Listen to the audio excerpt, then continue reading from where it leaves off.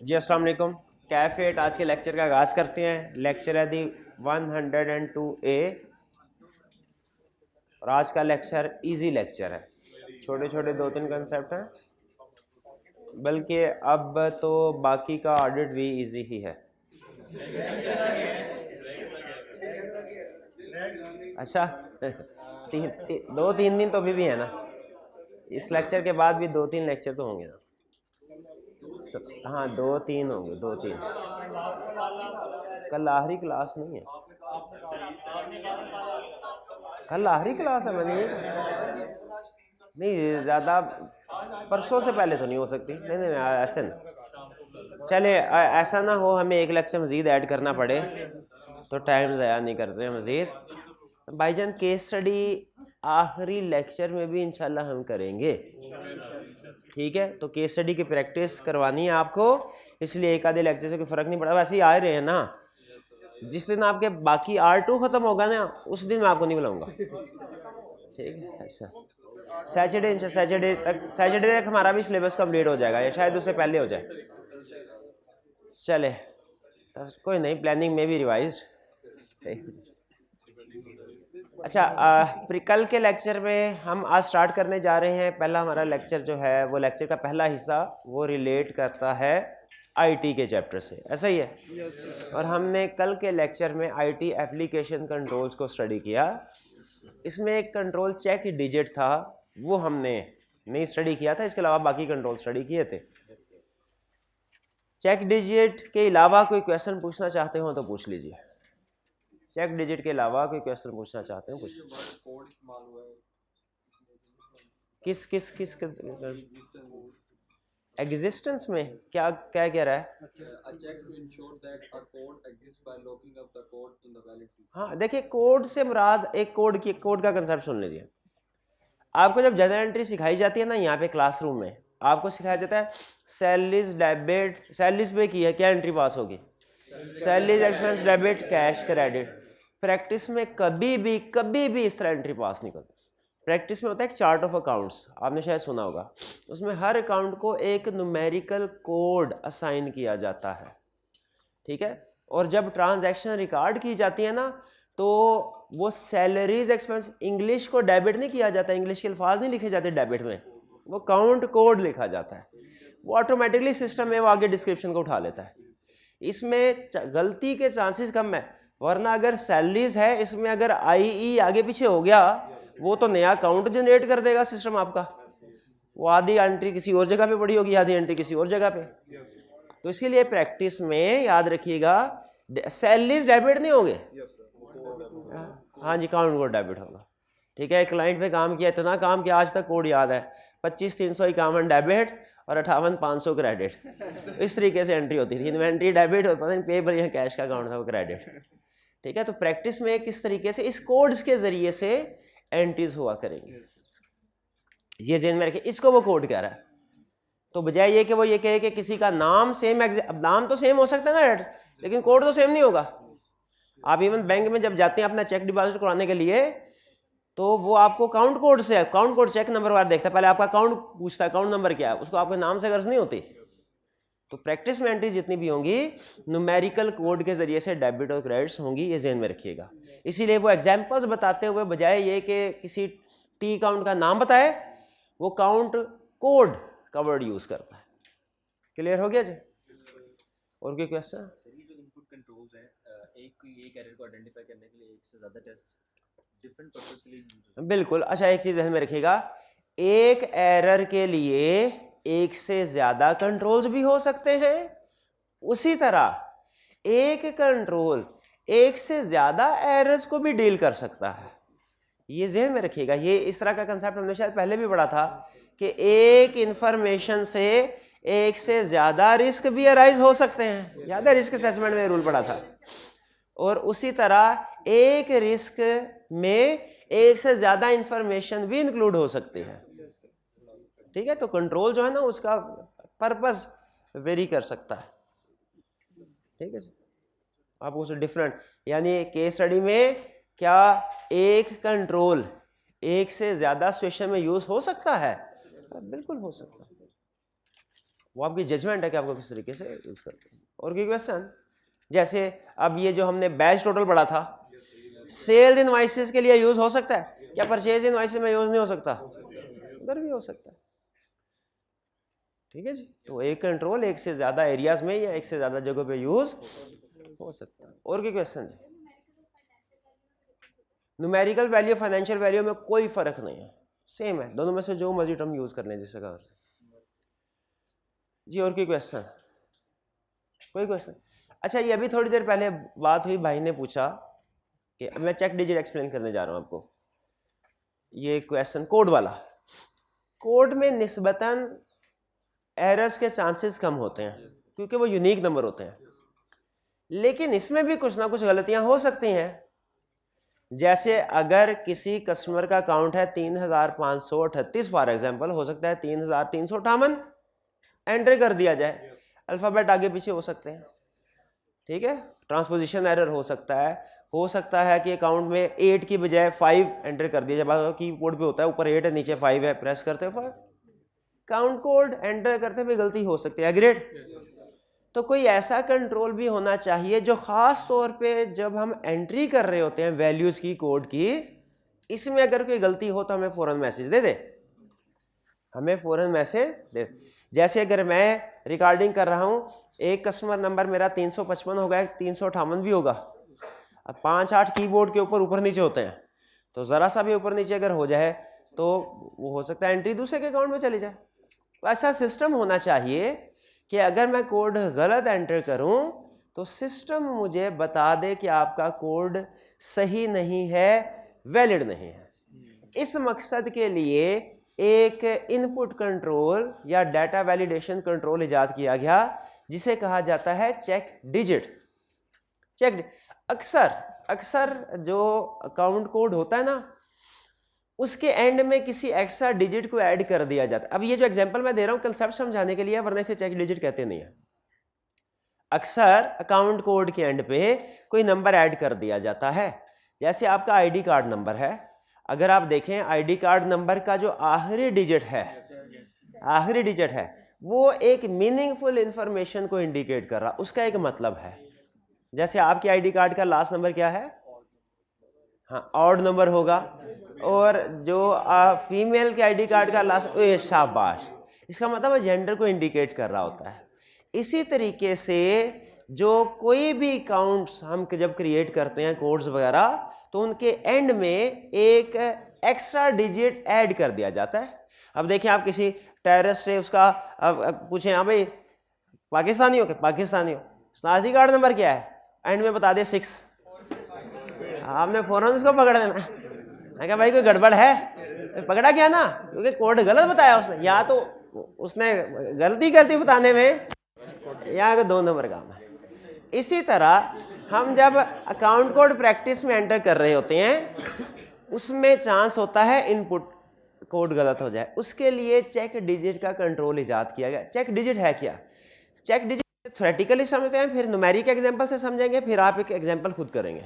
पहले theoretically, check digit है एक ऐसा एक्स्ट्रा डिजिट जो कैलकुलेट ओरिजिनल कोड से ही किया जाता है, जो कैलकुलेट और ओरिजिनल कोड के एंड में ऐड किया जाता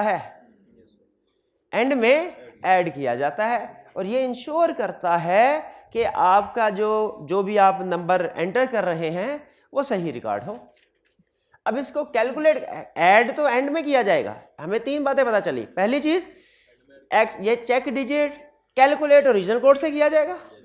दूसरी चीज, एंड में ऐड किया जाएगा। तीसरी चीज, ये हमारा जो एरर्स हैं कोड को एंटर करने के एरर, उनको प्रिवेंट करता है। अब छोटी सी हम एक्सरसाइज से इसको सीखते हैं कैसे, इससे आपको मजीद क्लियर हो जाएगा। फर्ज कीजिए कि हमारा एक कस्टमर बैंक है और हम हर कस्टमर को एक यूनिक कोड देते हैं। अब जो कस्टमर को हम कोड दे रहे हैं वो चल रहा है, फर्ज कीजिए फर्ज कीजिए कोई भी बुक की एग्जांपल क्या है, ताकि आपके जहन में ये समझ, 2 3 4 5 6 ये फर्ज कीजिए कोड क्वेश्चन में कह रहे हैं 2 3 4 5 6, इसका चेक डिजिट कैलकुलेट कीजिए। इसका चेक डिजिट क्या होगा? चेक डिजिट से हम रात इस कोड के एंड पे जो डिजिट आना चाहिए, इस कोड के एंड पे कोई डिजिट आना चाहिए।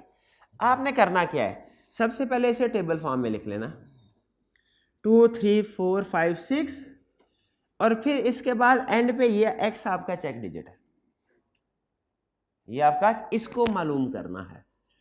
फिर आपने रिवर्स ऑर्डर में चलना है 1 2 3 4 5 6। ये हमारे वेट्स हैं, ये क्या है? हमारे वेट्स है। इन वेट्स का इससे कोई ताल्लुक नहीं है। इधर आप 7 8 2 7 5 ये भी लिख देंगे ना, ये इधर 1 2 3 4 5 भी आएंगे, ठीक है। अब आपने क्या करना है, इनको मल्टीप्लाई करके इनका सम कैलकुलेट करना है।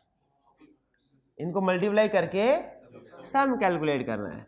2 6 12, 3 5 15, 4 4 16, 5 3 15, 6 2 12। अब ये x है, यानी ये अननोन है, इसको ऐड नहीं करना। ऐड करें अब क्या हुआ, कैलकुलेटर यूज कर लें। 70। अब अगला स्टेप डिपेंड करता है आप मॉड्यूलस कौन सा यूज कर रहे हैं। मॉड्यूलस का मतलब है पहाड़ा कौन सा, टेबल कौन सा पहाड़ा। ये देखिए, जैसे आपने पढ़ा था ना, बाइनरी सिस्टम में सिर्फ 2 डिजिट्स होते हैं, 1 और 0, ठीक है। इसी तरह सिस्टम और भी होते हैं। तो यहाँ पे डिपेंड करता है सिस्टम आपने 4 का उठाना है, 10 का उठाना है, 15 का उठाना है, सिस्टम कौन सा। ये चेक डिजिट कैलकुलेट करने के लिए क्या बाइनरी सिस्टम में कैलकुलेशन करनी है, ठीक है, या के किसी सिस्टम जितना जाहिर है मॉड्यूलस बड़ा होगा उतनी ज्यादा ऑप्शंस आ जाएंगे।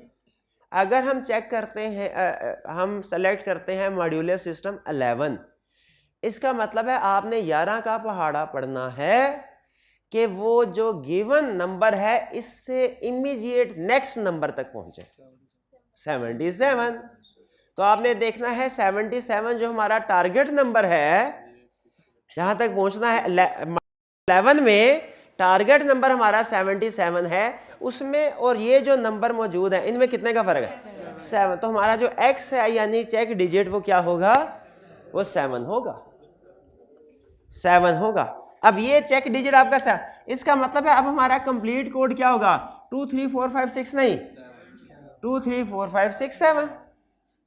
अब थोड़ा सा जरा विजुलाइज कीजिए, अगर आप गलती करते हुए 2 3 4 5 6 को 2 4 3 5 6 7 पंच कर देते हैं, क्या उसका जो आपने गलत कोड पंच कर दिया उसका चेक डिजिट 7 नहीं आएगा, 7 नहीं आएगा, उसका डिफरेंट आएगा, ठीक है। तो सिस्टम को ऑटोमेटिकली पता चल जाएगा इस कोड के अंदर कोई गड़बड़ है, इनकंसिस्टेंसी प्रॉब्लम है, एरर है, इसलिए कि इस ओरिजिनल कोड जो आपने एंटर किया होगा उसका चेक डिजिट 7 नहीं कुछ और होगा। आप नंबर चेंज कर दें, नीचे सम चेंज आएगा, चेक डिजिट चेंज आ जाए।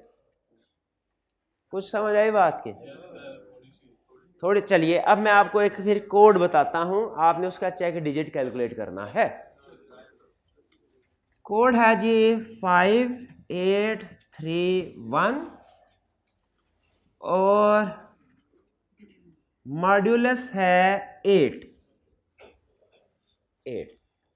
चेक डिजिट कैलकुलेट कीजिए, शाबाश।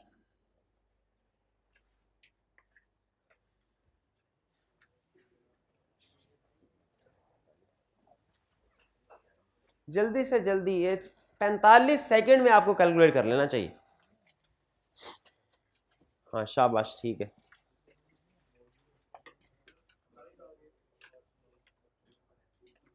नाइन आ गया तो उसका मतलब कहीं गड़बड़ की है आपने। मॉड्यूलस से ज्यादा का तो नहीं ना होना चाहिए, बल्कि 8 के बराबर भी नहीं होना चाहिए। अगर वो एग्जैक्टली 8 में डिवाइड हो रहा है तो उसका मतलब 0 होगा। क्लियर हुआ मेरे भाई? हाँ शाबाश, करे करे करे करे इसको। 1 2 3 4 5, ठीक है। 5 5 25, 3 चौके 12, 8 या 24, एक दूनी दूनी 2 होता है, 3 नहीं होता चाचू।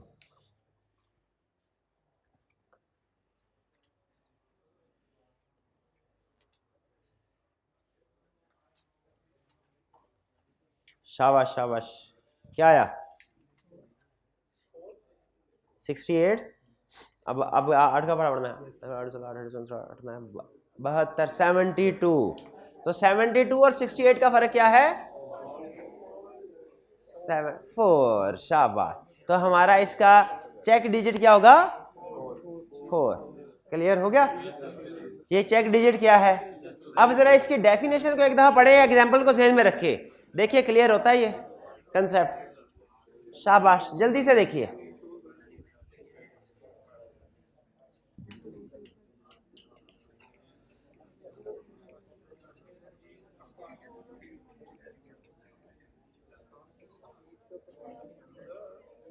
जी जी, सॉफ्टवेयर की एग्जांपल है। और ये डेस्कटॉप कंट्रोल की लिखनी है, फटाफट लिखे, बहुत देर पहुंच गया हूं बस। एग्जैक्ट आ जाए तो फिर आपका चेक डिजिट 0 होगा। मॉड्यूलस एग्जाम में दिया होगा, वो आपकी मर्जी है। वो जितना ज्यादा अच्छा हो वो आपके सिस्टम पे डिपेंड करता है, जितना ज्यादा हो उतना बेहतर है, उतनी ज्यादा ऑप्शन आती हैं। बहरहाल वो आपके सिस्टम पे डिपेंड करता है। एग्जाम में वो आपको अगर कैलकुलेशन करवाएगा तो ये आपको मेंशन करेगा। चलिए अब नेक्स्ट कंसेप्ट की तरफ चलें। नेक्स्ट कंसेप्ट जो आज हम स्टडी करने जा रहे हैं, अब देखिए, अब हमारा हो गया शिफ्ट। शिफ्ट कैसे हो गया? इस चैप्टर के 2 हिस्से थे। एक हिस्सा था हमारा मैनेजमेंट के पॉइंट ऑफ व्यू से कि टाइप्स ऑफ आईटी सिस्टम क्या है, आईटी कंट्रोल्स क्या हैं, उसके वाले से। और अब ऑडिटर के पॉइंट ऑफ व्यू से हम बात करने लगे। सबसे पहले अब एज ऑडिटर, ये चैप्टर जब आपने पहला हिस्सा पढ़ना है ना, मैनेजमेंट बन के सोचना है। और जब दूसरा हिस्सा कंप्यूटर असिस्टेड ऑडिट टेक्निक्स वाला पढ़ना है, ऑडिटर बन के सोचना है। अब सुनिए, जब आईटी सिस्टम दुनिया में नया नया आया, हमारे क्लाइंट्स ने आईटी सिस्टम यूज करना शुरू किया, उस वक्त देखिए आज के दौर नहीं थे। आजकल के दौर में तो 2-3 साल का बच्चा है ना, उसको भी आप मोबाइल दे दें, वो थोड़ी देर बाद कोई ना कोई गेम खेल रहा होगा, वो भी डाउनलोड करके। ऐसी गेम जो कि मोबाइल पे भी नहीं है। 3-4 साल का बच्चा आप देख रहे होंगे, उसके लिए टेक्नोलॉजी बिल्कुल एक नॉर्मल सी चीज़ है।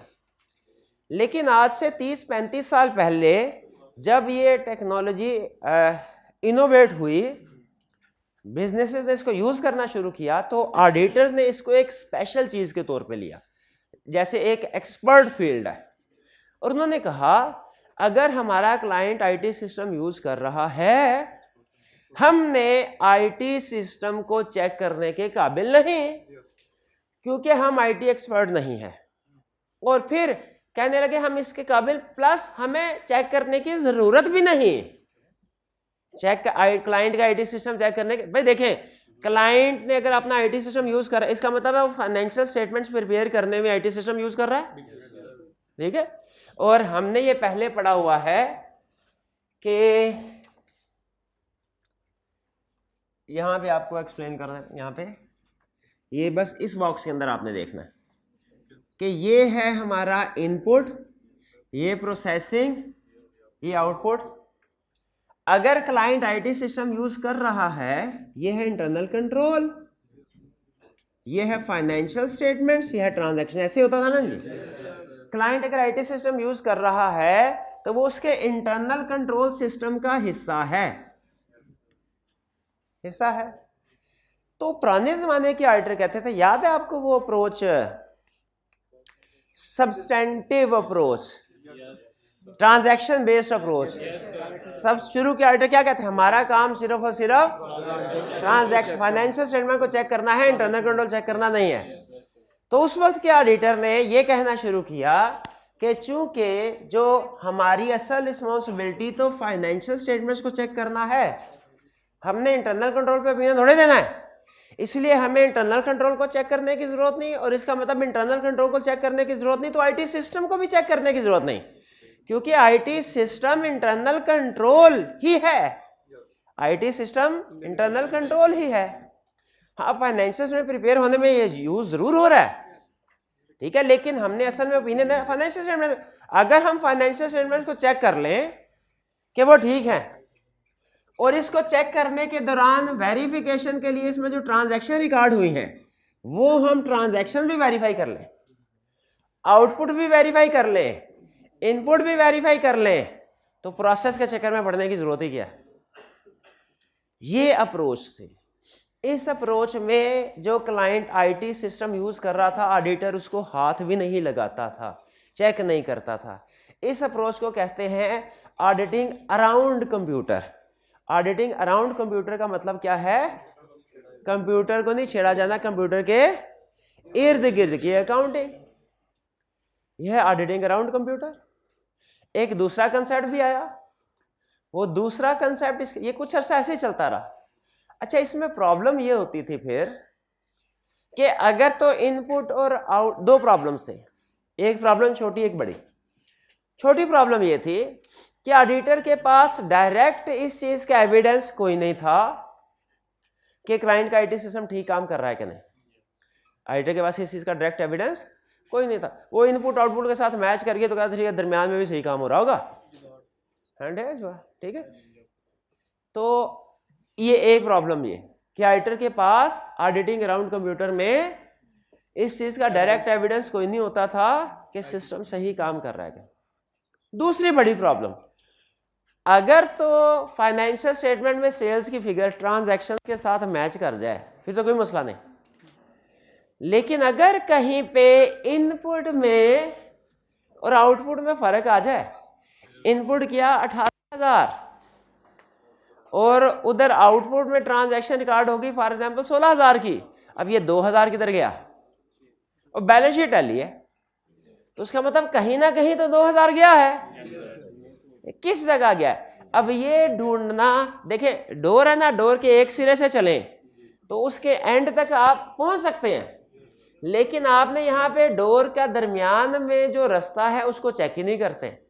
डोर का एक सिरा मौजूद है, दूसरा सिरा मौजूद है, दरमियान में कहीं गड़बड़ हुई है, क्या आप इसको आईटी सिस्टम को चेक किए बगैर गड़बड़ मालूम कर सकते हैं? नहीं। दूसरी प्रॉब्लम ये होती थी कि अगर तो इनपुट आउटपुट मैच हो जाए ओके, फिर कोई प्रॉब्लम नहीं, लेकिन अगर इनपुट आउटपुट में फर्क आ जाए इसको रिकंसाइल करना अजाब बन जाता था, क्योंकि आईटी सिस्टम को तो चेक किया नहीं जा रहा था। तो कुछ अरसा तक ऑडिटिंग अराउंड कंप्यूटर के तहत काम होता रहा। बताइए क्या आप एग्री करते हैं कि यह अप्रोच ठीक थी? बहरहाल उस वक्त चूंकि आईटी सिस्टम नया था, आपको पता है जब भी कोई नई चीज आती है तो जनरल अप्रोच हमारी यही होती है, हम उसको अडॉप्ट करने में थोड़ा टाइम लेते हैं। प्रॉब्लम तो है लेकिन जल्दी अडॉप्ट कर लेना, करना तो है काम, पढ़ना तो है, आखिरी महीने भी पढ़ना है, पहले महीने भी पढ़ना है, तो पहले महीने से पढ़ना है, आखिरी महीने में बर्डन कम होगा। तो प्रॉब्लम अभी क्विकली हमने हमारे प्रोफेशन ने आईटी सिस्टम को अडॉप्ट नहीं किया, लेकिन फिर जैसे जैसे कुछ ऐसे फ्रॉड सामने आते गए जिनमें आईटी सिस्टम को यूज किया गया था, जैसे बैंकिंग सिस्टम में आईटी सिस्टम यूज होता था, उसमें कुछ ऐसे फार्मूला थे जिसमें इंटरेस्ट की कैलकुलेशन गलत हो रही थी। अब उसमें इंटरेस्ट की कैलकुलेशन, चूंकि उसमें न्यूमरस ट्रांजैक्शन होती है इंटरेस्ट, तो छोटा सा एरर भी बहुत बड़ी प्रॉब्लम का बायस बन जाता था।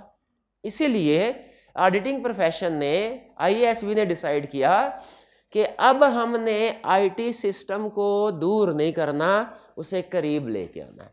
हम भी आईटी सिस्टम सीखेंगे, हम भी क्या था, लोहे को लोहे से काटेंगे।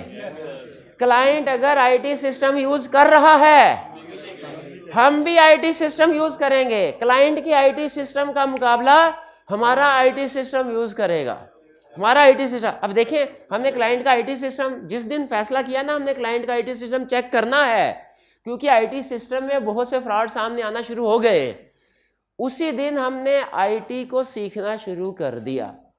बताइए हमने आईटी को सीखना क्यों? क्योंकि अगर क्लाइंट का आईटी सिस्टम आपने चेक करा ना, अपना आईटी सिस्टम, अगर आपने ये देखना है कि ट्रांजैक्शन सही प्रोसेस हो रही है, तो इस आईटी सिस्टम में वॉक थ्रू टेस्ट नहीं कर सकते, हाँ, वो तार के अंदर थोड़ी घुस जाएंगे, वो अंदर ट्रांसफ़र हो रहा है डाटा और आप भी उसके साथ ट्रांसफ़र हो रहे हैं। वो तो आपको अपना कोई आईटी वाली चीज़ ही याद करनी पड़ेगी और जैसे डमी डाटा उस सिस्टम के अंदर फेंकना पड़ेगा जो सिस्टम के अंदर घुस जाए सारी जगह पे और सामने ले जाए आउटपुट क्या एक्सपेक्टेड। इसीलिए फिर एक दूसरी अप्रोच आई। इस दूसरी अप्रोच को कहा जाता है ऑडिटिंग थ्रू कंप्यूटर। नाम से जाहिर है, अराउंड कंप्यूटर का मतलब क्या, इर्द गिर्द घूमते रहो, कंप्यूटर में ना घुसो।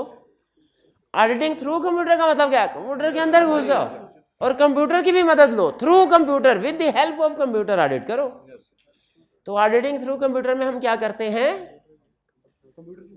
कंप्यूटर की हेल्प से ऑडिट प्रोसीजर परफॉर्म करते हैं। तो ये दो बड़े कंसेप्ट हुए, इनमें फर्क समझ आ गया? ऑडिटिंग अराउंड कंप्यूटर और ऑडिटिंग थ्रू कंप्यूटर में क्या फर्क है? चलिए अब आगे चलने से पहले कुछ क्वेश्चंस कर लें हम। ऑडिटिंग टॉपिक खत्म करके फिर क्वेश्चन करें, चलें ऐसे कर लेते हैं। जब ऑडिटिंग थ्रू कंप्यूटर हमने फैसला कर लिया तो इसका मतलब अब हमने कंप्यूटर्स को इस्तेमाल करना है अपने ऑडिट प्रोसीजर्स में। इसको हम कहते हैं, अब देखिए, cats, computer assisted audit techniques. Computer assisted audit techniques में हम क्या करते हैं, कंप्यूटर की असिस्टेंस लेते हैं। नाम के ऊपर फोकस करना है, CAAT, कैट मतलब कंप्यूटर असिस्टेड ऑडिट टेक्निक्स। क्या है, कंप्यूटर की असिस्टेंस लेना, किस लिए, ऑडिट प्रोसीजर परफॉर्म करने में। यानी इन शॉर्ट, आप जब कोई भी ऑडिट प्रोसीजर परफॉर्म करने में कंप्यूटर को यूज करते हैं, आप कैट्स यूज कर रहे हैं, कैट्स यूज कर रहे हैं। इवन आप क्लाइंट को ईमेल करते हैं, आप कैट्स यूज कर रहे हैं। आप एक्सेल के ऊपर, एक्सेल समझते हैं सॉफ्टवेयर, अब तो कोर्स भी आएगा आपका। एक्सेल के ऊपर आप पिछले साल के डाटा और इस साल के डाटा को कंपेयर करते हैं, कैलकुलेटर की बजाय एक्सेल के ऊपर आप कैट्स यूज कर रहे हैं। प्रैक्टिस में रिपोर्ट के डिफरेंट टेम्पलेट्स होते हैं, अभी तो आपको याद करना पड़ता है क्वालिफाइड ओपिनियन की वर्डिंग क्या है, एमसीक्यू ऑफ मैटर की वर्डिंग है। प्रैक्टिस में फर्म्स ने ऐसे सॉफ्टवेयर इजाद किए हुए हैं, आप ऑप्शन पे क्लिक करते जाते हैं, भाई कौन सी रिपोर्ट, क्वालिफाइड, आगे ऑप्शन आ जाएगी स्कोप लिमिटेशन, मिस स्टेटमेंट, आगे ऑप्शन आ जाएगी किस एरिया में है, डेटर्स में, क्लिक, आगे ऑप्शन आ गई, डेटर्स में क्या प्रॉब्लम है, प्रोविजन नहीं बनाए, अमाउंट्स पूछेगा और फिर आपको पूरा पैराग्राफ बना के दे देगा। लेकिन अभी आपको खुद याद करना पड़ेगा, अभी नहीं, ये प्रैक्टिस में जाएंगे फिर होगा। जब फर्म आपको लैपटॉप देगी और फिर लैपटॉप के साथ अपना जो सॉफ्टवेयर बनाया वो ऑडिट करने का, वो तो उस वक्त आप ये काम अभी नहीं कर सकें, अभी तो आपको खुद याद करना पड़ेगा। तो ये क्या है, कैट्स की एग्जाम्पल है। अच्छा मुझे ये बताइए यार, भाई थोड़ा सा जल्दी कर ले, मुझे ये बताइए कि कैट्स जो है वो किस स्टेज पे यूज हो सकता है। कंप्यूटर असिस्टेड ऑडिट टेक्निक्स जो है वो हर स्टेज पे यूज हो सकती है, वो स्टार्ट ऑफ द ऑडिट भी, ड्यूरिंग ऑडिट भी, या इन शॉर्ट वो रिस्क असेसमेंट स्टेज पे भी यूज हो सकती हैं कैट्स, वो टेस्ट ऑफ कंट्रोल पे भी यूज हो सकते हैं। सबस्टैंडर्ड, शाबाश, इस बात को पक्का रखना है। कैट्स क्या होते हैं, कैट्स कंप्यूटर को आपने यूज करना है ऑडिट प्रोसीजर। डेफिनेशन अब देखें कैट से बनता क्या है, डेफिनेशन ऑटोमेटिकली दिल में बैठ जाएगी। कैट्स के यूजेस क्या है, 3, हर जगह यूज है, रिस्क असेसमेंट में भी, टेस्ट ऑफ कंट्रोल्स में भी, सब्सटैंटिव प्रोसीजर में भी। जब रिस्क असेसमेंट में हम इसको यूज करते थे तो इसे कहा जाता था फ्लो चार्ट। रिस्क असेसमेंट में अंडरस्टैंडिंग ऑफ एंटिटी ऑब्टेन करते हैं ना, तो अंडरस्टैंडिंग ऑब्टेन करने के बाद हम फ्लो चार्ट की शक्ल में इसे डॉक्यूमेंट करते थे। यानी आप ये जैसे माइंड मैप आपने देखे ना, हमारे माइंड मैप, ये समझ लीजिए फ्लो चार्ट की बड़ी सादा तरीन शक्ल है। प्रैक्टिस में भी इसी तरह जो क्लाइंट के सिस्टम होते हैं आप इंग्लिश की शक्ल में भी लिख सकते हैं, आप इस तरह फ्लो चार्ट भी बना सकते हैं।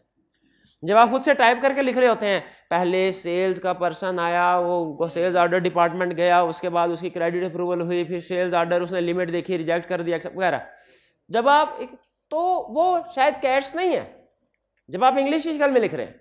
लेकिन जब आप सॉफ्टवेयर के ज़रिए से इसको यूज़ करते, कंप्यूटर को यूज़ करते हुए फ्लो चार्ट बना रहे हैं डॉक्यूमेंट करने के लिए, तो ये कैट है। तो जो हमारे कैट्स हैं वो रिस्क असेसमेंट के तौर पे भी हो सकते हैं, टेस्ट ऑफ सब्सटेंटिव प्रोसीजर। जब रिस्क असेसमेंट के तौर पे यूज़ हो इन्हें कहा जाता है फ्लो चार्ट। जब टेस्ट ऑफ कंट्रोल के तौर पे यूज़ हो इन्हें कहा जाता है टेस्ट डाटा। और जब सब्सटेंटिव प्रोसीजर के तौर पे यूज़ हो तो इन्हें कहा जाता है ऑडिट सॉफ्टवेयर। क्लियर हुई बात? यानी अगर कैट्स को हम यूज़ करते हैं रिस्क असेसमेंट के तौर पे, कैट्स को यूज़ करते हैं रिस्क असेसमेंट के तौर पे, तो इन्हें क्या कहा जाता है? Flow chart. अगर कैट्स को यूज करेंगे टेस्ट ऑफ कंट्रोल के तौर पे तो कहा जाता है टेस्ट डाटा। और अगर हम कैट्स को यूज करते हैं सब्सटेंटिव प्रोसीजर के तौर पे तो कहा जाता है ऑडिट सॉफ्टवेयर। भाई ये क्लियर हुआ? अच्छा, पहले हमारे सिलेबस में तीनों थे, फ्लो चार्ट भी, टेस्ट डाटा भी और ऑडिट सॉफ्टवेयर भी। लेकिन अब भाई हो गया काम सारा, रेड पेन मुझे दे दें बस, ठीक है जज़ाकल्लाह। पहले, लेकिन अब हमारे सिलेबस में से उसने फ्लो चार्ट को एक्सक्लूड कर दिया। इसलिए देखिए मैंने आपको वो फ्लो चार्ट कटवा दिया था ना, कि सिलेबस में से देखा टाइटल में रह गया था, अगली दफा वो भी निकाल देंगे फ्लो चार्ट के।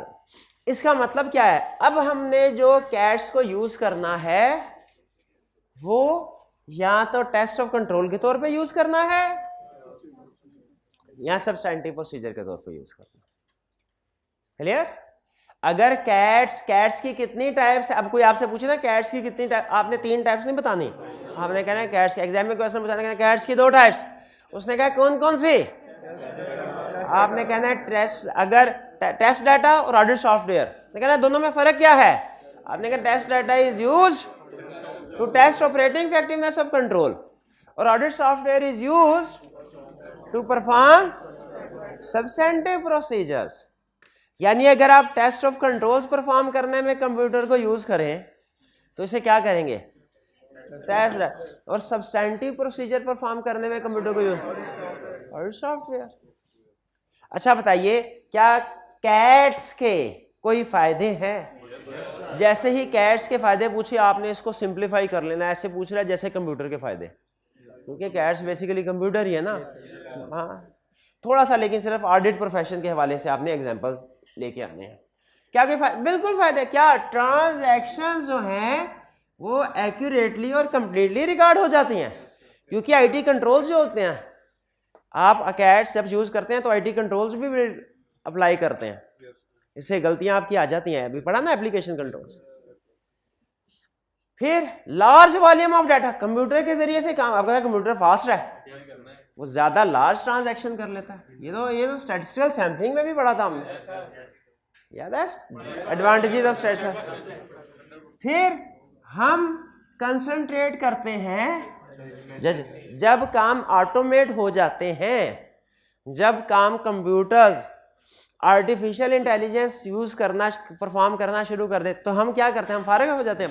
नहीं, हम जजमेंटल एरियाज में काम करना शुरू, क्योंकि आर्टिफिशियल इंटेलिजेंस बहरहाल आर्टिफिशियल है, रियल इंटेलिजेंस, नेचुरल इंटेलिजेंस नहीं है। तो हम जजमेंटल एरियाज के ऊपर फोकस करना शुरू कर देते हैं। Advantages clear? क्या इसके कोई डिसएडवांटेज भी है? क्या डिसएडवांटेज है? हार्डवेयर। अच्छा, ये अगर आप ट्रेनी स्टूडेंट बन के सोचेंगे ना, आपको कोई डिसएडवांटेज नहीं लगेगा, लेकिन अगर आप फर्म का पार्टनर बन के सोचेंगे ना, फिर डिसएडवांटेज समझ आएंगे। हार्डवेयर की कॉस्ट है, सॉफ्टवेयर की कॉस्ट है, सॉफ्टवेयर भी हार्डवेयर भी, सॉफ्टवेयर भी। सॉफ्टवेयर लिया तो फिर इसको पीरियडिकली अपडेट भी करना पड़ेगा, जैसे स्टैंडर्ड डिवाइस हुए सॉफ्टवेयर अपडेट करना पड़ेगा। फिर ट्रेनिंग भी प्रोवाइड करना पड़ती है एम्प्लॉइज को, वरना इनको पता ही नहीं चलता कि हमने सॉफ्टवेयर यूज कैसे करना है। ये सब का खास तौर पे जो आपके इनिशियल क्लाइंट या छोटे क्लाइंट होते हैं ना, जब आप इनिशियली कैट्स को यूज करें उस वक्त अच्छी खासी कॉस्ट होती है।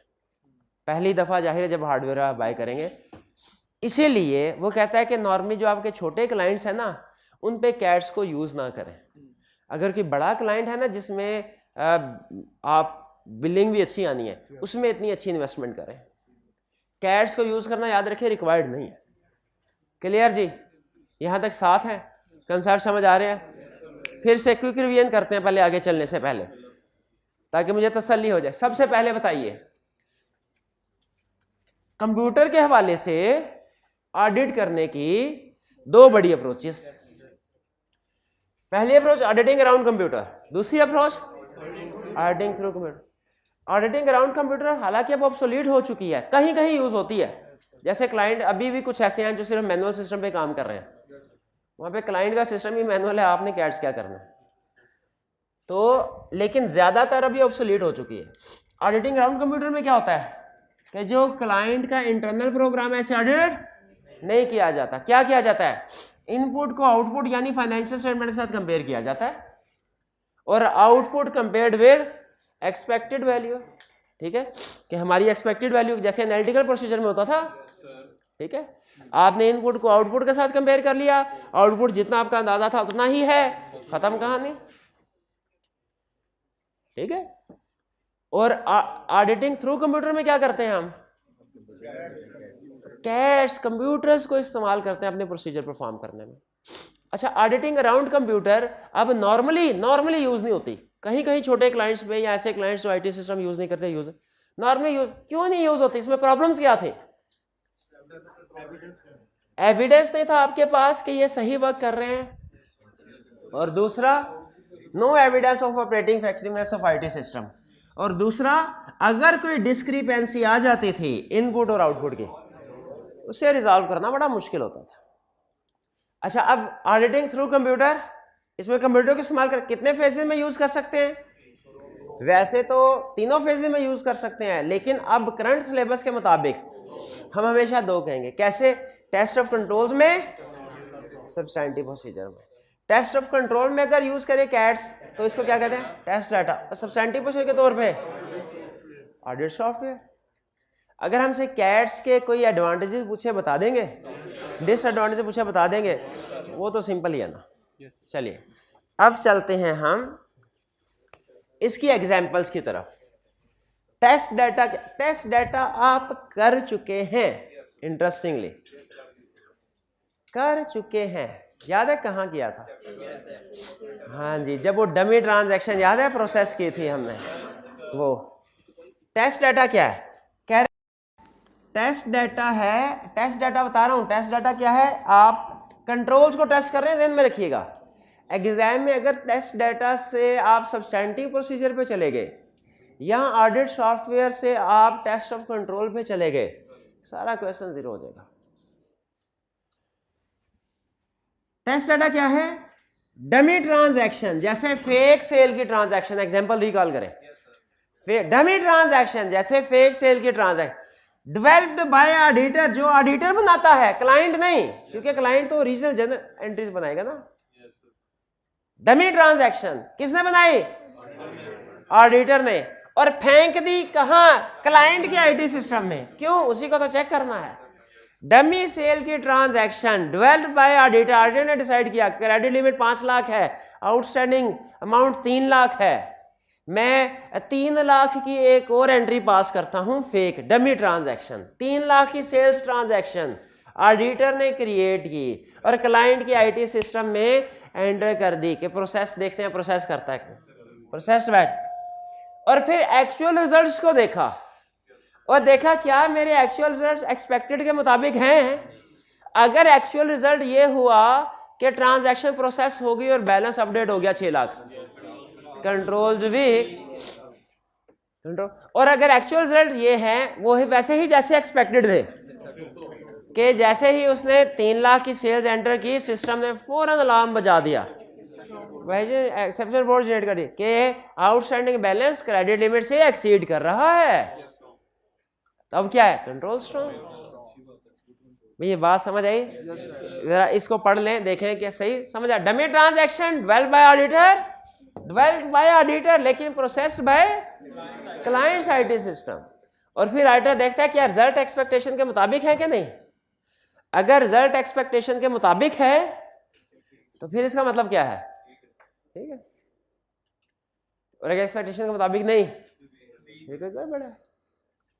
एग्जाम्पल्स क्या है, सेल सिस्टम में पहली एग्जाम्पल, क्रेडिट लिमिट चेक करने के लिए टेस्ट डाटा यूज कर सकते हैं जी। दूसरी एग्जाम्पल, इन्वेंट्री बैलेंस चेक करने के लिए कि मिनिमम ऑर्डर मैक्सिमम, इसको यूज कर सकते हैं। तीसरी ऑप्शन कि ऐसे डिस्पैच नोट जिनकी अभी इनवाइस, डिस्पैच नोट है एनओटी, जिनकी इनवाइस जनरेट नहीं हुई। ये थोड़ा सा हमारी टिपिकल डेफिनेशन से हट गया है, लेकिन ये भी कंट्रोल्स को बता रहा है। हो सकता है ना ये टिपिकल डेफिनेशन से हट के तीसरी एग्जांपल जो है ना, ये हमारी डेफिनेशन पे फिट नहीं बैठती, लेकिन बहरहाल कंट्रोल्स टेस्ट हो रहे हैं इस एग्जांपल में भी, इसीलिए ये टेस्ट डाटा की एग्जांपल में है कि अगर आपसे कहा जाए, आप सिस्टम से कहें क्या जितने भी डिस्पैच नोट है उतनी इनवाइसेस होनी चाहिए, अगर मैं मैनुअली आपसे कहूं, फर्ज कीजिए आईटीसी कैश यूज नहीं कर रहे, ए भाई जितने भी डिस्पैच नोट है ना चेक करो सबकी इनवाइस बन गई कि नहीं, ऐसा नहीं चीजें डिस्पैच कर दी इनवाइस रेज ही नहीं की। आप क्या करेंगे, आप जाएंगे डिस्पैच नोट पकड़, हर डिस्पैच नोट के साथ देखेंगे इनवाइस अटैच हुई है कि नहीं, cell invoice, serial number, time लगेगा। यही अगर आप कैश को यूज कर लें, आप कमांड देंगे उसको कि एक्सेल के अंदर आपने वो देखा वो क्या वी लुकअप फार्मूला होता है, ये डिस्पैच नोड है, इसको सेल इनवाइसेस में सर्च करो, उसमें भी सेल इनवाइस में भी ट्रेल बनाया होता है ना, पूरा रिकॉर्ड बन रहा होता है। अगर उसमें आ गया सेल इनवाइस ठीक, अगर जिस डिस्पैच नोट की सेल इनवाइस नहीं आई हाईलाइट कर दो, वो विद इन सेकेंड्स हाईलाइट कर देगा। इसका मतलब है कंट्रोल्स वीक है। हम डिस्पैच डिपार्टमेंट चले जाएंगे, हम कहेंगे तुम रोज का काम रोज नहीं करते, बल्कि कुछ तो ऐसी ट्रांजैक्शन कभी भी नहीं करते, कहेंगे सर ये बात तो किसी को भी नहीं बताई थी, मैंने आपको कैसे पता चले, टेस्ट डाटा। गुड डिस्पैच, जितने गुड डिस्पैच नोट है सबके अगेंस्ट इनवाइस होनी चाहिए। बे एग्जांपल समझ आई, ये है टेस्ट डाटा। लेकिन टेस्ट डाटा क्लियर हो गई ये बात, लेकिन अभी नहीं, मैं इतना डिटेल नहीं लेके जाना चाह रहा आपको, सिर्फ बेसिक कंसेप्ट। अब ऑडिट सॉफ्टवेयर है, ये जो उसने प्रॉब्लम्स कही हैं ये मैं कल आपको बताऊंगा, नहीं अभी नहीं, अभी मैं ज्यादा अहम काम जो आई कैप पूछ सकता है, ज्यादा अहम काम की तरफ आपको लेके जाना चाह रहा हूं। ऑडिट सॉफ्टवेयर, ऑडिट सॉफ्टवेयर क्या है, सब्सटेंटिव प्रोसीजर के लिए यूज किए जाते हैं। आपने सिंपल डेफिनेशन और एग्जांपल, आज के लेक्चर में मैं आपको टेस्ट डाटा और ऑडिट सॉफ्टवेयर में सिर्फ दो कंसेप्ट सिखाना चाह रहा हूं, डेफिनेशन और एग्जांपल। टेस्ट, बाकी अगर कोई कंसेप्ट है वो आज नहीं सिखाऊंगा, कल सिखाऊंगा। टेस्ट डाटा में डेफिनेशन और एग्जांपल सीख ली हमने। अब audit software, audit software 1 minute में कंप्लीट हो सकता है अगर आपने सब्सटेंटिव प्रोसीजर्स पढ़े हुए हैं, पढ़े हुए हैं सब्सटेंटिव चैप्टर 10 पढ़े हैं, भूल गया कोई, मैंने भी पढ़े रहा। सुने, आपसे आई क्या पूछेगा, कहेगा बताओ आप कैसे ऑडिट सॉफ्टवेयर यूज करेंगे डेटर्स में, डेटर्स के एरिया में ऑडिट सॉफ्टवेयर कैसे यूज करें। आपके जहन में डेटर्स के प्रोसीजर्स आ जाएं सारे, आगे इनमें से जो जो प्रोसीजर आप कंप्यूटर के जरिए परफॉर्म कर सकते हैं ऑडिट सॉफ्टवेयर की एग्जांपल में लिख दे। जैसे मैंने कहा how would you use audit software in auditing of receivable system, auditing of receivable बताए स्टेप, उन्होंने कहा सर सैम्पलिंग में बेहतरीन स्ट्रेटिफिकेशन भी ना कर ले, साथ ही स्ट्रेटिफिकेशन ऑफ डेटर्स में यूज कर सकते हैं ऑडिट सॉफ्टवेयर। एनालिटिकल प्रोसीजर, अच्छा थोड़ा सा अगर आप स्पेसिफिक हो जाए तो ज्यादा बेहतर है। इन कैलकुलेटिंग, हाँ, in calculating data turnover ratio, या in comparing with last year figure, और एजिंग, बेहतरीन एजिंग रिपोर्ट आसानी से जनरेट कर देगा। हम क्या एक दो एग्जांपल और दे दें। प्रोविजन की एक्यूरेसी, प्रोविजन की कैलकुलेशन में, शाबाश।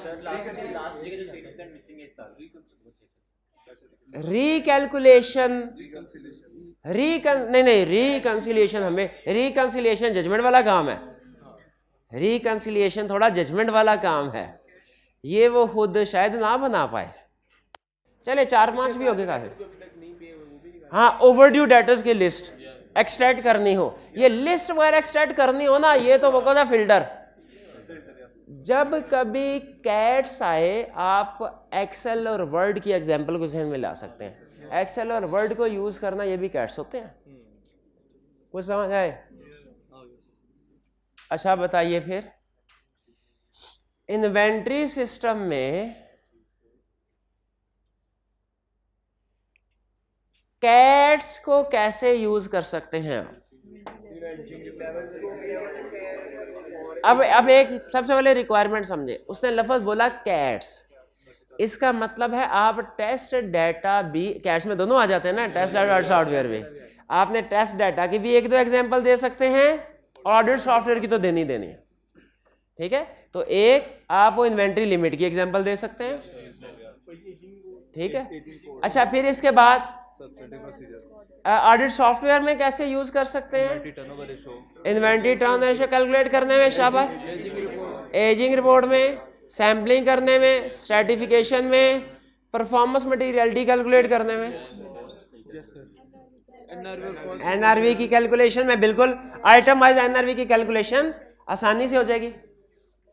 तो आपने वो पर, अच्छा लेकिन फिजिकल वेरिफिकेशन ना लिख दीजिएगा, एक्सटर्नल, हाँ ऐसे ना कुछ ना वो बिल्कुल ही छाप देते हैं सारा कुछ नहीं, आपने सिर्फ वही प्रोसीजर लिखने होंगे जो कि कैट से रिलेटेड। तो आज के लेक्चर में, अभी तक हमने सिर्फ इतना ही पढ़ना था, ये कंसेप्ट सारे कंप्लीट हो गए, सिर्फ हमने कुछ पास्ट पेपर के क्वेश्चन प्रैक्टिस करने हैं। आज के लेक्चर में जो आपके लिए सबसे अहम चीज है वो क्या है? पढ़ सारा लेना है। हमने लर्निंग ऑब्जेक्टिव 4 पढ़ा है, हमने 5 पढ़ा है, और हमने 6 में सिर्फ एग्जाम्पल्स पढ़ी हैं। आपके लिए जो मोस्ट इंपॉर्टेंट है इसमें से प्रॉब्लम, ये जो पेज 223 पे problem with use of test data है ना, ये हमने अभी नहीं पढ़ा, ठीक है। और इसी तरह ऑडिट सॉफ्टवेयर में problem with use of audit software, ये नहीं पढ़ा, प्रॉब्लम्स नहीं पढ़ी, लेकिन हमने इनकी एग्जांपल्स पढ़ ली। आपने आज घर जाके ये जो लर्निंग ऑब्जेक्टिव 6 में use of test data in audit है, ये एग्जांपल, इसको स्टैरिक मार्क करें 3। ये इस पूरे टॉपिक में ना, पूरे आईटी वाले, रिप्रोडक्शन के अलावा सबसे अहम कंसेप्ट यही है। और फिर use of audit software in audit, audit software में ये एग्जांपल्स हैं।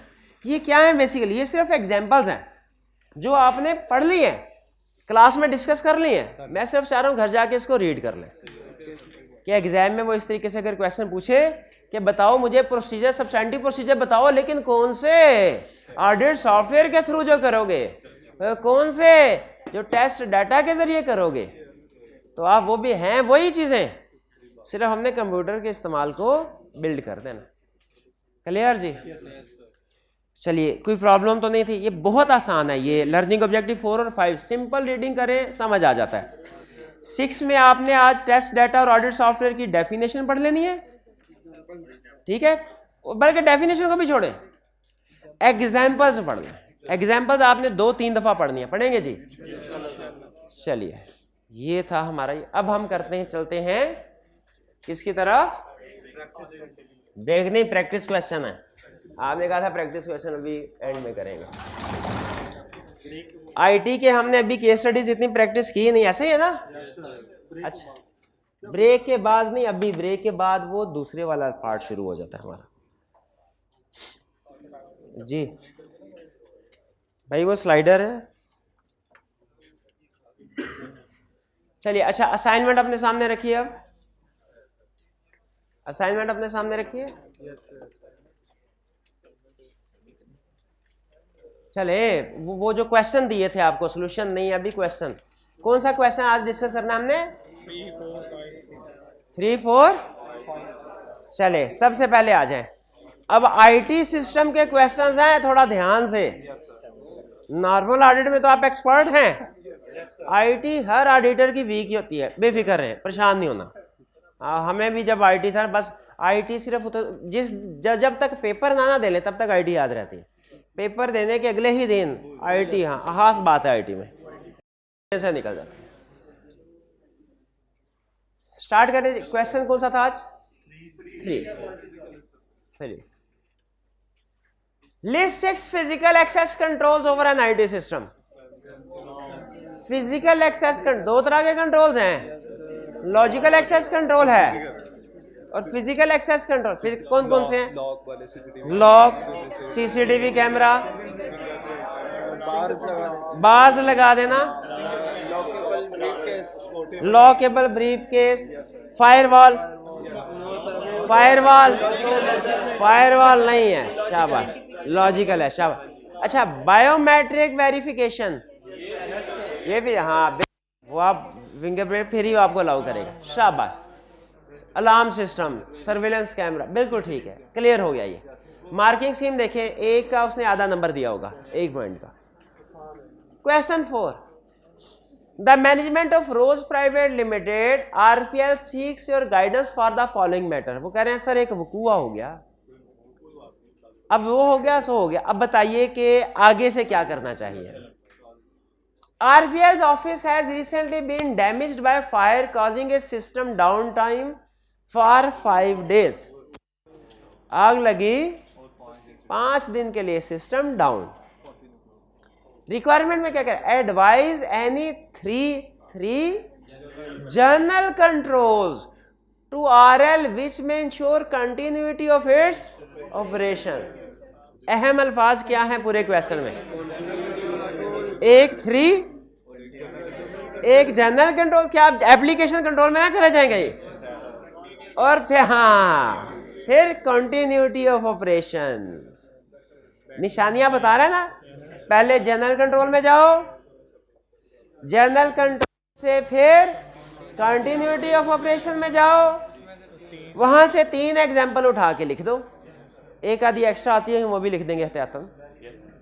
लिख दें कौन कौन से? पहले इंश्योरेंस तो बाद में, उससे पहले तो प्रिवेंटिव मेजर्स, प्रिवेंटिव मेजर्स से फायर एक्सटिंग्विशर वगैरह इंस्टॉल कीजिए, अलार्म से। फिर इसके बाद एग्रीमेंट, अच्छा इंश्योरेंस एग्रीमेंट, फिर सर्विस लेवल एग्रीमेंट्स, फिर एग्रीमेंट विद अदर कंपनीज और बैकअप। ठीक है, 5 है ना, कोई से 3 4 है, चले उससे 3 पूछे, 4 याद है, 4 लिखे। क्वेश्चन की अंडरस्टैंडिंग में कोई प्रॉब्लम? लिखना क्या है इसमें कोई प्रॉब्लम? कोई प्रॉब्लम नहीं। तो आईटी के क्वेश्चंस अब सॉल्व करने के काबिल हैं आप। चलिए आगे चलते हैं। ये आ गया इनपुट कंट्रोल्स, सॉरी ये एप्लीकेशन कंट्रोल्स। क्वेश्चन 5, अब ध्यान से जरा, ये क्वेश्चन थोड़े टेक्निकल। अगर ये क्वेश्चन आपने कर लिए इसका मतलब है आईटी सिस्टम के एक्सपर्ट हैं आप। 3 क्वेश्चन 4, 5, 6, ये sorry 5, 6, 7। Part A, differentiate between general IT controls and application controls. Define कर देंगे। रिलेट टू ऑल और मेनी एप्लीकेशन, जनरल कंट्रोल, और रिलेट टू स्पेसिफिक एप्लीकेशन। अच्छा, वो जो support functioning of other applications, ये किस में आता था? General control. बेहतरीन, डिफाइन कर देंगे। अब एग्जाम्पल्स है, एग्जाम्पल्स को अंडरलाइन करें। उसने एग्जाम्पल्स पूछी हैं, कैटेगरीज नहीं पूछी, ये नोट कर लें। इसलिए एप्लीकेशन कंट्रोल्स में आप controls over input processing output नहीं लिखेंगे, बल्कि क्या एग्जाम्पल लिखेंगे? Existence test, range test, sequence test, check digit वगैरह वगैरह। क्लियर? और जो जनरल कंट्रोल के एग्जांपल्स में क्या लिखेंगे? बैकअप, ट्रेनिंग, डॉक्यूमेंटेशन वगैरह वगैरह। क्लियर? आगे चलते हैं। Part B, discuss the effect on application controls where general IT controls are ineffective. अगर जनरल वो इनइफेक्टिव है, एप्लीकेशन कंट्रोल्स को टेस्ट करने की जरूरत ही नहीं, वो ऑटोमेटिक इनइफेक्टिव हो जाएंगे। Controls are likely to be weak, rely नहीं करेंगे। Clear? Question 6 next, the management of Rose private limited. फिर आगे गाइडेंस लेनी है, अभी तो गाइडेंस दी थी इनको, दोबारा आ गए सीक्स और गाइडेंस वाले मैटर। अब क्या हो गया भाई? कह रहे sir RPL is developing a sale invoicing system both for its cash and credit customer। एक सेल्स एप्लीकेशन डेवलप कर रहे हैं, कैश वाले कस्टमर के लिए भी, क्रेडिट वाले कस्टमर के लिए भी। System would record customer's name, email address, cell number, NTS number etcetera at the time of sale. यानी उस कस्टमर की सारी डिटेल आ जाएगी, नाम, पता, मोबाइल नंबर वगैरह वगैरह। ठीक है, ऐसा फॉर्म बनाना चाह रहे हैं। Required briefly discuss any 4 application controls with the help of examples which should be incorporated in the system to ensure completeness and accuracy of data। सबसे पहले अंडरलाइन किया 4 को, फिर इसके बाद एप्लीकेशन कंट्रोल्स को, जिससे पता चल गया हमने एप्लीकेशन कंट्रोल्स में जाना है। अब एप्लीकेशन कंट्रोल्स में हमने इनपुट पे जाना है, प्रोसेसिंग में, आउटपुट पे के मास्टर फाइल या स्टैंडिंग डाटा पे। कैसे पता चला इनपुट पे? भाई एक तो हमारे सिलेबस में इनपुट है, बाकी तो सिर्फ डेफिनेशन की हद तक एग्जांपल तो है नहीं। दूसरा, to be in the system to ensure completeness and accuracy of data, कि जो डाटा रिकॉर्ड किया, रिकॉर्डिंग की बात कर रहे हैं ना, वो कंप्लीट हो और एक्यूरेट हो। तो इनपुट कंट्रोल्स की बात कर रहे हैं। तो हमने इनपुट कंट्रोल्स की तो सिर्फ डेफिनेशन पढ़ी है, एग्जांपल कहां से उठाएं? एग्जांपल्स तो थे ही नहीं उधर, पढ़ी है एग्जांपल्स? Range test. तो बताइए इस एग्जांपल में रेंज टेस्ट को आप छाप देंगे, इस क्वेश्चन लिमिट टेस्ट, शाबाश।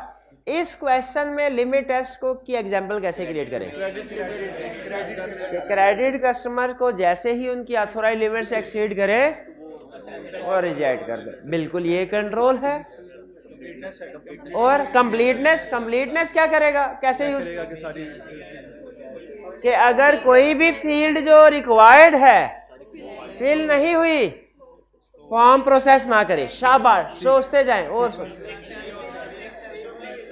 एग्जिस्टेंस टेस्ट कैसे यूज होगा इस सिस्टम में कि क्रेडिट सेल उसी कस्टमर की प्रोसेस करे जो जिसकी क्रेडिट लिमिट अप्रूव की गई है, जो क्रेडिट ऑथोराइजेशन डिपार्टमेंट की लिस्ट में एग्जिस्ट करता है, जो अप्रूव्ड क्रेडिट कस्टमर की लिस्ट में एग्जिस्ट करता है। जैसे परचेजेस में होता है ना कि सिर्फ अप्रूव्ड सप्लायर से हो, उसी तरह क्रेडिट सेल में भी होता है अप्रूव्ड कस्टमर से हो, जिनको क्रेडिट लिमिट अप्रूव्ड की गई है। और क्या, चेक डिजिट, ताकि कस्टमर का जो कोड है वो सही रिकॉर्ड हो। अगर गलत कस्टमर का कोड एंटर हो, इसको रिजेक्ट कर दे। आप कोई भी कंट्रोल्स, इनपुट कंट्रोल्स की एग्जांपल उठा के सोच सकते हैं कि इस सिस्टम में कैसे यूज होगी, सारी रेलिवेंट है। सोल्यूशन में उसने 4 ही दी होंगी, लेकिन इसके अलावा भी आप सोच सकते हैं, लेकिन उसको इस एग्जांपल से रिलेट करना पड़ेगा। असल काम ये है। कुछ समझ आ रही बात की? जी सर ये जो एग्जांपल्स हैं, मतलब लिमिट टेस्ट वगैरह और बैलेंस टोटल, सर हम मतलब इनमें स्पेसिफिकली क्यों है? इनमें क्यों आए थे? ये जो कह रहे हैं भाईजान के एग्जाम्पल्स है, लिमिट टेस्ट है, ये बैच टोटल है, इस क्वेश्चन से हम इन एग्जाम्पल्स में क्यों आए? पहली चीज इस लफ्ज एप्लीकेशन से, एप्लीकेशन कंट्रोल से। हाँ, अब आगे एप्लीकेशन में तो उसने 4 हेडिंग्स दी हैं, इनपुट है, प्रोसेसिंग है, आउटपुट है, मास्टर फाइल। इसकी एक है रीजन ये कि और किसी की एग्जांपल दे दें, लेकिन दूसरी जो बेहतर लॉजिक है वो ये कि वर्डिंग पढ़े, which should be incorporated in this system to ensure completeness and accuracy of data. आपको मकसद बता रहा है, क्या मकसद से कैटेगरी का पता चल जाता है? जनरल कंट्रोल में भी ऐसे ही होता था ना, मकसद से कैटेगरी का पता चल जाता है। यहां पे भी वो कह रहा है कि जो इनपुट डाटा है वो सही हो, ये इंश्योर करना है। तो कौन से कंट्रोल्स होने चाहिए? इनपुट वैलिडेशन कंट्रोल्स होने चाहिए। कंट्रोल्स इनपुट वैलिडेशन कंट्रोल्स होने चाहिए। 6 क्लियर है मेरे भाई? चल आगे चलते हैं। 7, ये थोड़ा अजीब था, इजी था ना करें। कितने स्टूडेंट्स को ये इजी लगा? कितनों के लिए मुश्किल था? कितनों के लिए मॉडरेट? चले देखते हैं क्या कहता है, लेकिन ये अच्छा क्वेश्चन है और ये आईकैप के टेस्टिंग लेवल के लिहाज से डिफिकल्ट है। यानी आईकैप इस चैप्टर में जिस लेवल की टेस्टिंग कर रहा है ना, तो ये हायर लेवल का क्वेश्चन। कह रहा है identify and briefly describe one specific application control. Application control general की तरफ जाना ही नहीं है। In respect of each of above type of errors to reduce risk of such error. हम इसका बताया रिस्क उसने बताया, कंट्रोल्स हमने बताना, उसको बता के फिर एक्सप्लेन भी करना है, लेकिन एक्सप्लेनेशन की तरफ हम नहीं जाएंगे, वो तो रट्टा ही छापना है। मैं सिर्फ आपसे पूछूंगा कंट्रोल कौन सा, उसकी जस्टिफिकेशन कैसे डिसाइड किया। Advanced Limited was an in-house developed integrated system uses for all its accounting operational needs. AL has been facing following issues in transaction processing. पहला issue, while processing batch of 30 purchase invoices, it was noticed that 3 invoices of suppliers were posted twice in the account.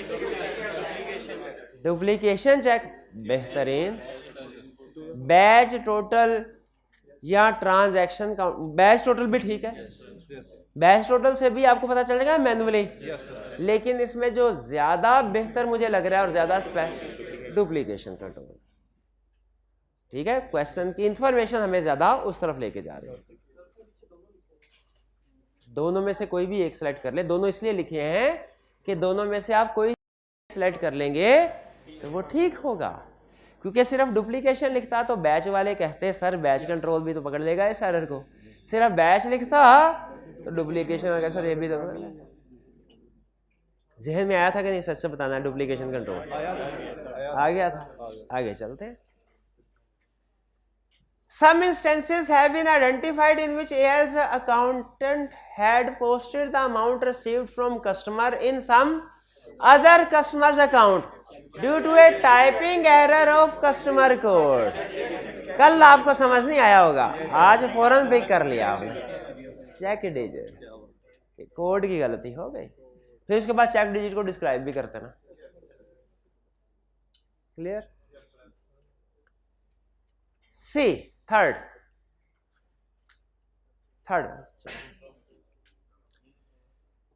while processing the payments, the accountant often fails to mention the check number, due to which it takes a lot of time to trace the payment in bank statement. Completeness है check, completeness है, उसमें check की field required करते भाई, इस वजह से हमें बाद में ढूंढना पड़ता है। सीक्वेंस हमें ये बताता कि अगली डॉक्यूमेंट प्रीवियस डॉक्यूमेंट्स के सीक्वेंस में आ रही है। वो अगर कोई ट्रांजैक्शन मिसिंग होती ना वो बता देता। ये पूरी ट्रांजैक्शन मिस नहीं कर रहा, नोटिस की पूरी ट्रांजैक्शन मिस नहीं कर रहा, उस पूरे फॉर्म के अंदर एक फील्ड मिस कर रहा है, completeness. Last, while recording inventory movements, accountant had used incorrect inventory codes. Since those codes did not exist, the system posted the transaction in suspense account, existence। वैसे इस पे मेरा चेक डिजिट भी हो सकता है क्योंकि कोड की गलती है, लेकिन ज़्यादा एग्जिस्टेंस कि वो चेक करे और फौरन एरर रिपोर्ट दे दे। अगर एग्जिस्ट नहीं कर रहा तो उसे नई जगह पे रिकॉर्ड ना कर ले, बल्कि फौरन एक्सेप्शन रिपोर्ट जनरेट कर दे। उसने गलती क्या की, एक्सेप्शन रिपोर्ट जनरेट करने की बजाय ठीक है। तो यहां पे हमने एग्जिस्टेंस कंट्रोल इंप्लीमेंट करना है, जो चेक करेगा एग्जिस्ट करता है कि नहीं करता तो ट्रांजैक्शन भी रुक जाए। क्लियर? आईटी के क्वेश्चन अब आपने देख लिए, ज्यादा मुश्किल नहीं होते अगर आपने कंसेप्ट याद किया है। ज्यादा मैंने आपको पहले बता दिया था आईटी का हमारा, इसमें प्रॉब्लम सिर्फ ये होती है कि हमारे नॉर्मल ऑडिट से हटके है ज़रा थोड़ा। आईटी की फील्ड असल में अकाउंटिंग और ऑडिटर की टिपिकल फील्ड समझी नहीं, लेकिन है आपको पता है अब तो आईटी हर जगह पे है, किसी भी फील्ड में चले जाए। इसीलिए कुछ बेसिक कंसेप्ट आई के आपने सिलेबस में इंक्लूड किया, लेकिन मुश्किल नहीं। क्लियर? आज आपने फिर क्या क्या चीज़ सीखी? घर वाले जाके पूछेंगे हाँ भाई चैप्टर 13 पढ़ाया सर ने? तो क्या किया आपने? दो काम किए, एक कल वाला जो लेक्चर था उसकी केस स्टडीज की, और दूसरा वो सारा पढ़ लेना है। खास तौर पे टेस्ट डाटा की एग्जाम, आपने कहा घर का पीछे हो जाए, सर ने मुझे याद आ गया, सर ने कहा था एग्जाम्पल्स पढ़ने हैं। हाँ, टेस्ट डाटा की एग्जाम्पल्स, ऑडिट सॉफ्टवेयर की एग्जाम्पल। क्लियर जी? चलिए अब 7 मिनट की ब्रेक आपको दी जा रही है। 60 नहीं, 7 मिनट, 9 नहीं, चले ना मेरी ना आपकी, 8 पे डन करें। 8 मिनट के बाद लेक्चर इंशाल्लाह स्टार्ट हो जाना। चले जी, पास कीजिए।